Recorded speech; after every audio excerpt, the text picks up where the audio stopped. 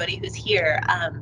I'm your host, April Altman-Becker, and I'm the Dean of Educational and Cultural Resources here at Sul Ross State University. I want to welcome everyone to our lecture, and this is a fairly new series. This is our third lecture of the Sul Ross Spotlight. It's an online, mostly monthly lecture series. We took a little break for the holidays. It's open to the public. It highlights the expertise and the research of our Sul Ross State University folks. The Spotlight is sponsored by the PAC First, and that is our professional development initiative from the Educational and Cultural Resources Division. The mission of our division is to connect our resources with our campus and our community and to make the most of our special offerings to enhance the quality of life on campus and throughout all of our communities. So today, we are spotlighting Dr. Thomas Matula, Sul Ross RGC Professor of Business Administration. Dr. Matula has an MBA and a PhD in Business Administration from New Mexico State University, and he's been teaching marketing and management in the classroom for over 30 years. For the last 24 years, Dr. Matula has also taught online, greatly enjoying the increased interaction that comes from online learning. Currently, Dr. Matula lives in Uvalde and joined the faculty at Sul Ross in the fall of 2016. Over the years, he's authored a number of academic publications resulting from his research. So today's talk will highlight Dr. Matula's research in remote work. Remote work is more than just working from home, as we all know. It's a different way to work, and it requires different skills and a different mindset. In the session today, the skills and the habits that are necessary for successful remote work will be discussed to make you a more effective remote worker and probably a more effective remote supervisor as well. So just a little bit of housekeeping before we get started.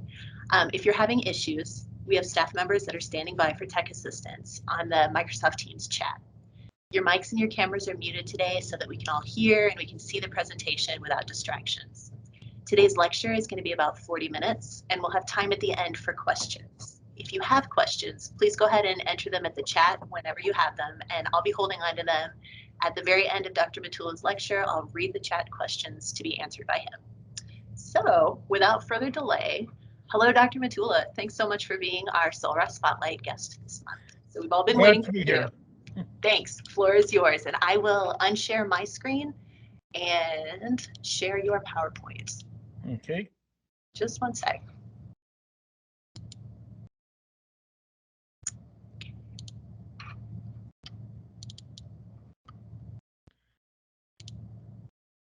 Okay, you guys should see it loading. Okay, I can see it now. Great. I'm going to mute myself and I'll advance the slides for you.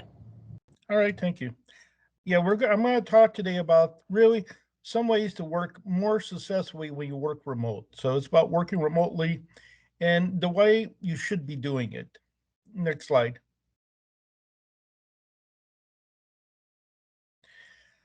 It's been emerging since the 1990s. Remote work is nothing new. The first remote workers merged in the tech industries and writers and that back in the 90s, and it's been a growing trend since then. Before the pandemic, it was estimated that somewhere around 4% of the workforce was remote, 4 to 5%, and that went to 40% at the peak of the pandemic, as everybody went to remote work to try to prevent catching COVID. But the new remote workers really got very little training, usually only a bit of tech training. And so a lot of them were kind of lost. But even so, you had increase in productivity they found in remote work and decrease in cost. Next slide. The key about the remote work is you need to switch your mindset. You're going from input to an output-based performance. With traditional work, the inputs are counted. You're at the office 8 hours. You clock in, you clock out.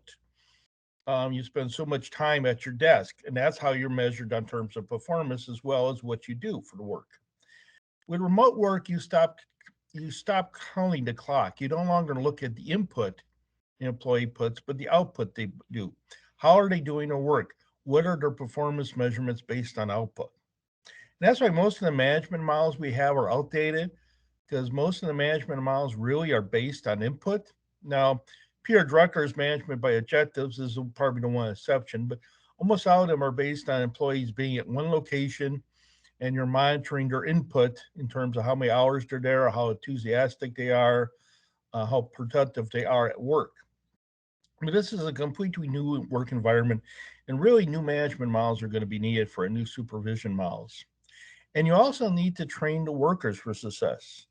Since it's a new way of working, you need to make sure the workers are trained for it. Next slide. And that's what I'm going to focus on today. The three elements of success to work remotely. And the first is to create a home environment for the work. The second is to develop your communication skills. And the third is to work well at virtual meetings. Next slide. Okay, home environment is critical. You need to set up a space for your work area. It could be a corner. Ideally, it should be a spare room that becomes your workplace. It becomes your new office. And you set up your computer there, you have your files there, your bookcases, and pay particular attention to the wall displays because they'll be in the background when you're talking to people in virtual meetings and conferences. So make sure they're professional looking, just like it would be in your office. Diplomas, books, um, appropriate maps or charts, things that would be appropriate in your office. So, and that's critical because then that creates the professional environment for you. And of course, you want to be secure from distractions. That's another reason why it's nice to actually have a room you can set up, or someplace, even if it's the corner of the room, you can close the door when you're working there so that you don't have distractions. You don't have people walking through in the background. You don't have people making noise to bother you. And then you organize it for efficiency. As you have your file cabinets or bookcases, a lot of people, when they work remotely, will get an extra screen so they can watch the virtual meeting on one, and they have the extra screen to look at their information that they're using, the PowerPoints, to bring up files they need to talk about. But the whole thing is you need to set up your office really so you're able to work from home. You have a professional setting there and that you're comfortable. And that also is important for the mindset. When you go into that office, you know you're at work, even if you're at home. That's your commute into that office. And so you're now in the mindset of work when you're in there. And then when you leave it, you can leave the mindset of work behind. Next slide. Then the other thing that you need to do in remote work is work on communication. One of the first things is to set availability hours. Set time frames where you'll be available for our workers to contact you, for your supervisor to contact you. If you're a supervisor, when workers could contact you. Because one of the tendencies is when you work from home is to go to almost continuous work schedule. And that's not good, especially if you have a family. Now, you can have more hours working from home, maybe have some hours set aside Saturday if you want. But the thing is, set the hours that you'll be available. So if someone wants to meet with you, someone wants to call you, that's where your work hours are. And so they know you'll be available at that time. Now, of course, you have more flexibility. It doesn't have to be 40 hours a week because we're talking about output now instead of input. But you should be available when people need to contact you. And one thing that you should look at doing is set up a separate phone. When I was at the University of Houston, Victoria, 20 years ago, they had remote faculty then. Um, and they had where each remote faculty got their own phone and they were able to use the phone. Now, back then, the only thing you could take on the phone was calls. This was 2001 before smartphones. But having a separate phone with a separate phone number.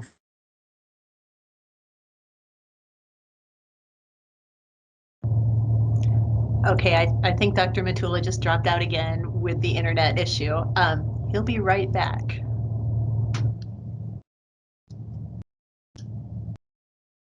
I wish I had hold music to play for you guys.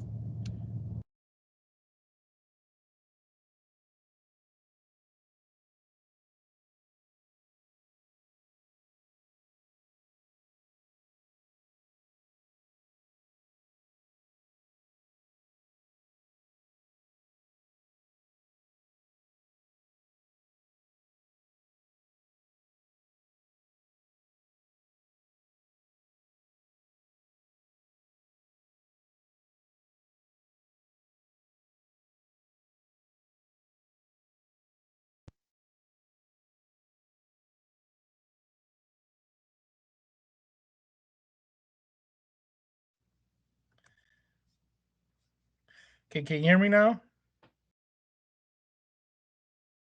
Yes, glad you're back. Yeah. Pick up where you No, left it off. just Sorry. works out like that. Okay, I'm not sure where where it cut out in your end. So, but the thing is, what I was talking about, I believe, was separate phones. It's fairly easy now if you have mobile phones to get a separate phone line. The cost is modest per month, and that would be your work phone. And so you turn it on at the start of your availability hours, or you turn it off at the end of your availability hours, and you can use that for all your texts, your calls, your email for work. So you have your own communication. Like I was saying, when I was at the University of Houston, Victoria, 20 years, they gave us a mobile phone that was our office phone. And all we did was use that to when we contacted students, that phone. They didn't have text and email back then. Well, they had email, but it wasn't available on the phone because this was about 2001, 2002. And then also master how to use video meetings. But when using video meetings, yeah, I've seen people tend to overuse them now. Um, you don't need to always use video meetings. Phone calls, if you're just talking to one person, a phone call is probably better than a video meeting. It's a lot easier to set up and it's a lot easier to do. So don't always worry about one-to-one video meetings. Still use the good old reliable phone call. Next slide. And let's talk about video meetings now, because that's something that becomes very important with remote work. Again, it's not new. I remember using ViewStation, at early video conferencing software back in the 90s. It came out in 1998. And Skype came out in 2003. I remember using it to bring guest speakers into my class over, back in that time period, 2003, 2007, and so on, and meeting with and doing a few experimental classes with. Go to Meeting, of course, came out in 2010, and that was a very popular. And then now we have Zooms. Um, but it's not any new. It's just it's something that a lot of people feel are new because people went to remote work for the first time. It was used mostly by tech firms in the past. But of course, with COVID crisis, there was overnight adoption. But with the adoption, there really wasn't any training on how to do video meetings, except a little bit with the technology. Next slide. Video meetings are different than face to face, and that's the important thing to recognize. You're going to have more distractions with video meetings because in a room, in a meeting, you're all staring at the person speaking. Where online, you don't have to be staring at them. You can be doing other things while they're talking. And so there are more distractions available um, for the audience. And also, if you don't have control of your background when you're teaching, when you're doing your conference at online when you're speaking, there could be distractions going on in the background. So you need to be sensitive to that and recognize how to minimize those distractions. Also, it's a more information rich because in a meeting, often you have maybe your notes, maybe your smartphone, but now you're in your home work environment, so you have access to files and data. It's not, I'll get back to the office and look it up. You'll actually be able to look it up there. And often that goes on true at face to face meetings. You're looking for information. And another thing most people don't think is they're more fatiguing. Video conferencing has always been found to be more fatiguing than face to face meeting because you're so focused in it, because you're so focused on the speaker. Um, you're always on screen, so to speak. So, you have the sense people are looking at you even if they're not. And so that's why video meetings don't work well when they're long. Hour is maybe about the maximum you want for a video meeting. Having more frequent, shorter, more focused meetings is usually better. I know with online learning, there's a tendency now towards 20-minute mini lectures about one topic instead of just speaking online for 2 hours. Then they find that's much more effective for students. But with video meetings, there is more of a fatigue factor. And of course, there's not established etiquette yet among most people. There are people who are experienced, they have an etiquette, but most people aren't familiar with the etiquette. I'm talking about that in a couple of slides down. And then, that's why you need training. You need to train people to be more effective, more productive in video meetings. Next slide. So you start before the meeting. Make sure you send out the invites early and then send reminders out the day before so that people remember the meeting. Um, Microsoft Outlook doesn't always remember meetings. You hope it does, but it's not good always to depend on technology. A good email will remind people when the meeting is. If you have a share site where you're sharing files to download, have people check it out the next day if they're able to, the day before if they're able to have access to it. Don't wait to the meeting. Make sure they're able to get access to it then. And same thing with handouts. When doing handouts, do them the day before so people have a chance to go through the handouts. Don't distribute them at the meeting or, you know, send out the handouts by email 5 minutes.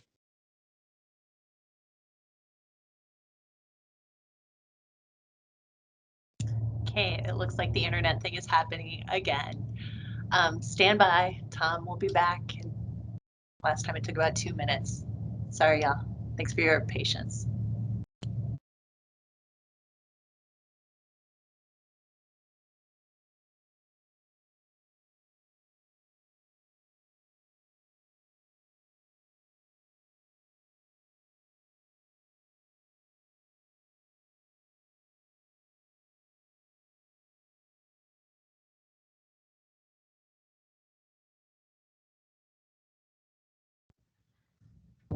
I don't know if any of you were brave enough to click on the link that Kendall posted in chat.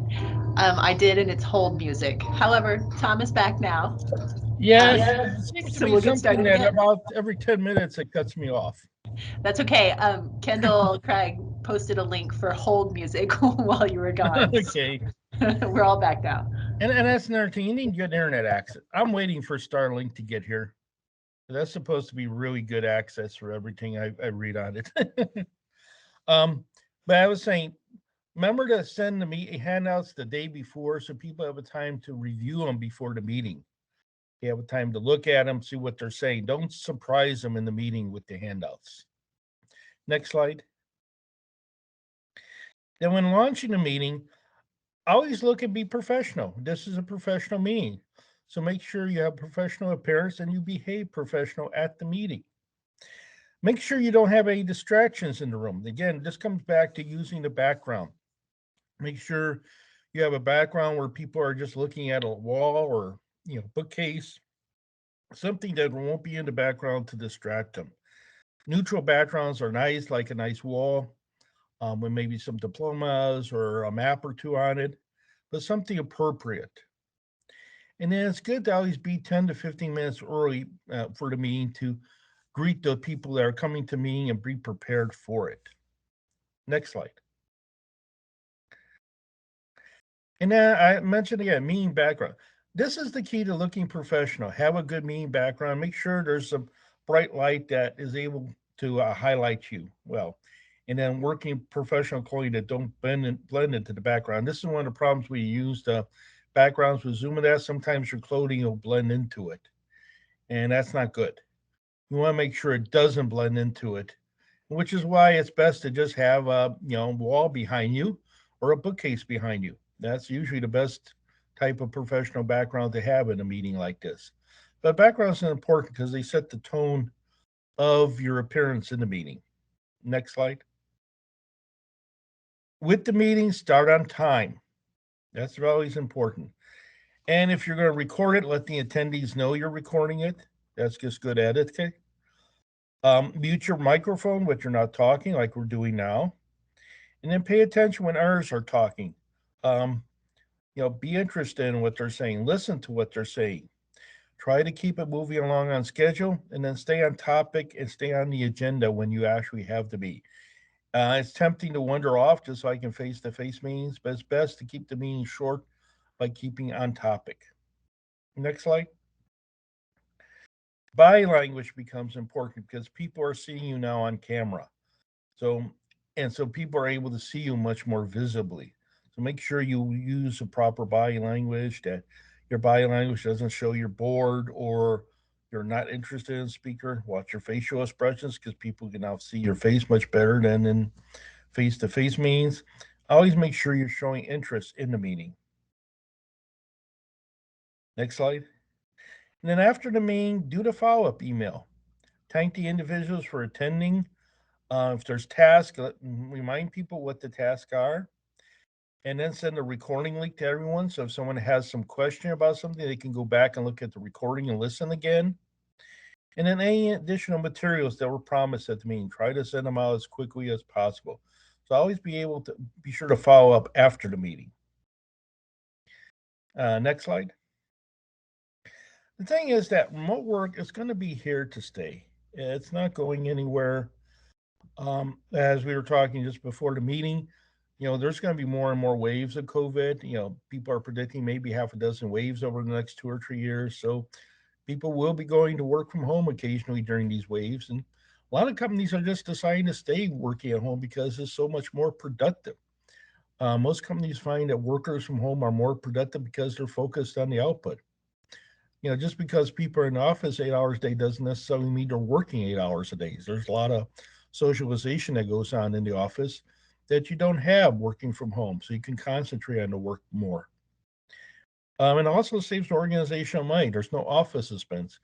It's estimated that companies that work remotely save about $11,000 to $12,000 a year per employee because they don't have to have the office space. They don't have to have any utilities for an office space. They don't have to have janitorial staff and maintenance for the office space. They don't have to have the computers in the office space. That adds up. 20 years ago, when I was at University of Houston, Victoria, they decided they wouldn't have faculty offices off campus at locations in Sugar Land and Katy, and they saved about 125,000 on just IT alone by not having to have computers and maintain them and support them. They gave every employee, basically every faculty, basically $100 a month tech stipend to get their own computer and software and phone and internet connection. And so that saved about that's 120, $140,000 on just that. Plus, the buildings didn't have the office in them, so they were able to have more classroom space. So that was 20 years ago. Nike just announced that they're letting go of something like 250,000 square feet of office space in Portland because they're going to stay a remote company. Um, Imagine how much money they're saving by getting rid of 250,000 square feet of office space. Not just in terms of the rent, but also the maintenance of it. That's why more and more workers are going to be remote. It's estimated something like half the workers that are remote now will stay remote, about 20% of the workforce. And not surprising, workers have greater satisfaction. You're at home, you have more time with family, you have control over your time. If you have to leave around 2 o'clock to pick your kids up at school, you could do that. You can go pick your kids up at school. If your kids are at home doing homeschooling, then you can stop and have lunch with your kids, with your family. You've got much more family time. In the morning, you can take a break, walk the dog after you check your email. You have control over your time because your work is measured on output instead of input. And so when you are working, you're more fresh. You don't have the fatigue of trying to do something for hours after hours. You can work an hour at something, take a break, go back to work at it fresh. And that type of work flexibility is important. And so you have much more employee satisfaction, much more um, employee productivity as a result. In fact, there's surveys that show half of the workforce now that's working remotely will change jobs in order to stay remote working remotely. So you're going to see a huge shifting of jobs as companies decide to bring people in, where those that don't want to go back are going to find work remotely and stay remote. So and so you have greater, employee satisfaction. And of course, there's safety because now you don't have workers at the office. They're not commuting to the office. I mean, it's just a much more safer environment for workers. And so that's why, you're going to see remote work to stay. It's interesting in New York, at the height of pandemic, there was about 80% of the people that in Manhattan were working remotely. There's 80%, there was only 20% of the offices occupied. And that's only gone up to 30%. I mean, New York right now has a crisis of trying to get people back into the office because people simply don't want to go back into the office. And companies don't want people, decide they really don't want to force those people back into the office. So, you're having a change where remote here is here to stay. Not just, people may have got a taste of it during the pandemic, but a lot of them find it's a much better way to work. It's a much more friendly way to work. Next slide. Well, that's it pretty much. I went through it a little bit fast, but that way we have plenty of times for questions. And that's where we are now. If you have any questions, So Tom, I don't have any in the chat box right now. We have a small group today, so I think I'm going to take a chance maybe and unmute mics and see if you guys would rather ask okay. questions. Since Dr. Matula's style has been very conversational through this whole thing. So give me just a second and I'll unmute you. However, if you have a chat or if you have a question you want to enter it in chat, I'm happy to read that to you too. Let's see. We'll give you just a few minutes to type your questions in if you need, or for me to figure out how to unmute y'all.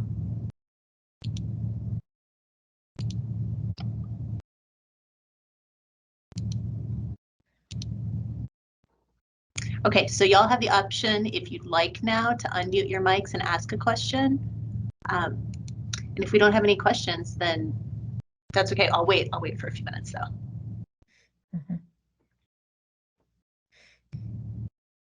Hi, Dr. Matula. Can you hear me? Very faintly. Yes. My name's Mary Schwartz Grisham. I work in the counseling office here on our Alpine campus. Thank you for your presentation today. As counselors, we are starting to move into what's called telehealth and offer counseling through this remote platform. And I was wondering if you could talk a little bit about lighting and your actual presentation a little bit more when you are engaged in a remote platform. You mean in terms of lighting? Yeah, lighting, sound, just Yeah. that type of thing. It's good to invest in, again, maybe a good headset with a mic or a good microphone so people can hear you better. And of course, lighting, you need to set up lighting so that you're able to see the person better. And that comes with setting up where you're working, what your background is, in terms of what they see behind you, and then having maybe a light that could shine on you.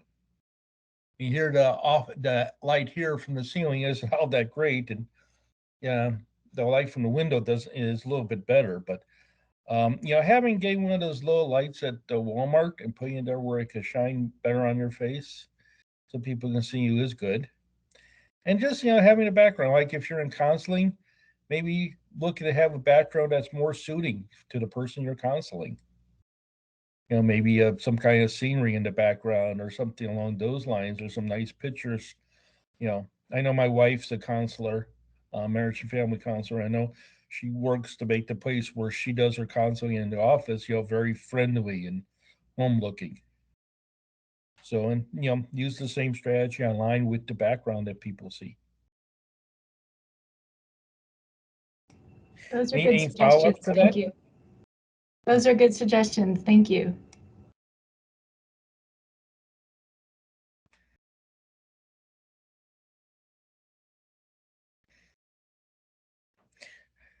Yeah, little background. Most of this has come out. I'm teaching a graduate course this semester on doing remote work.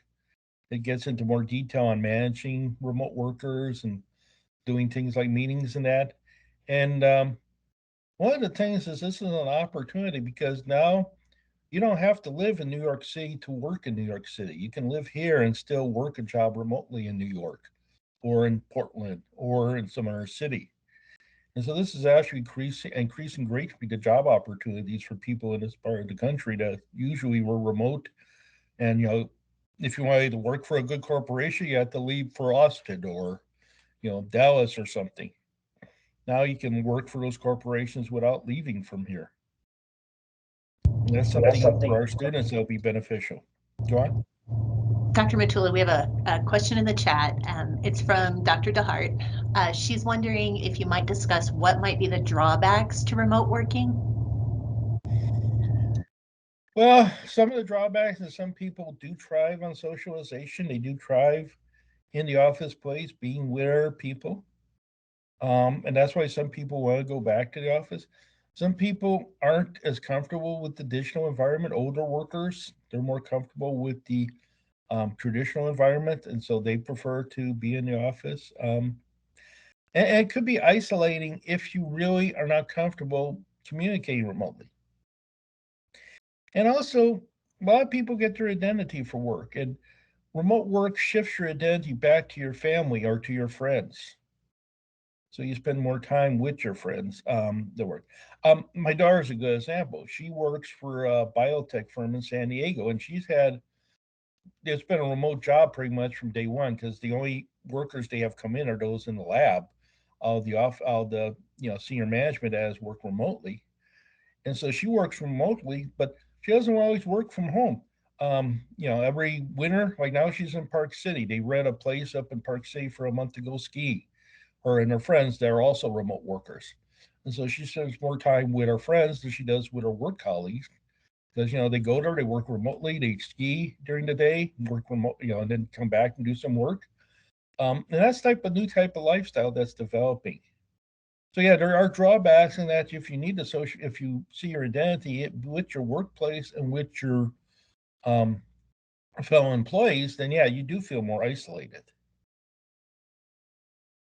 So we've got one more question. How do you manage remote, Dr. Sousa is asking, how do you manage remote workers and and how do you promote output with those workers?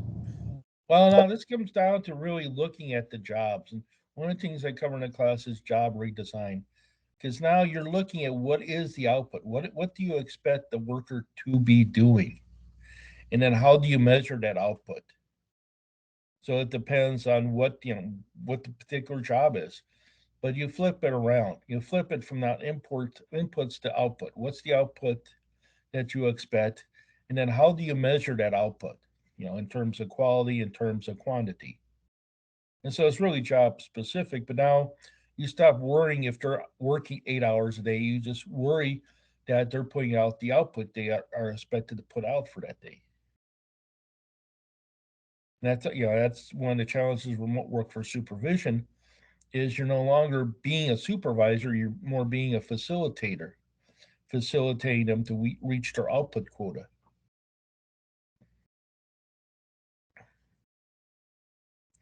Any more questions? Not yet. If y'all have any other questions, we can put them in the chat box, or you can unmute yourself and ask. And we'll give everybody a few minutes. And then I would say remote work's not for every organizations, but a lot of organizations aren't going to be converting to it simply because it is more productive for the type of jobs like routine clerical jobs and that, where you're processing paperwork basically.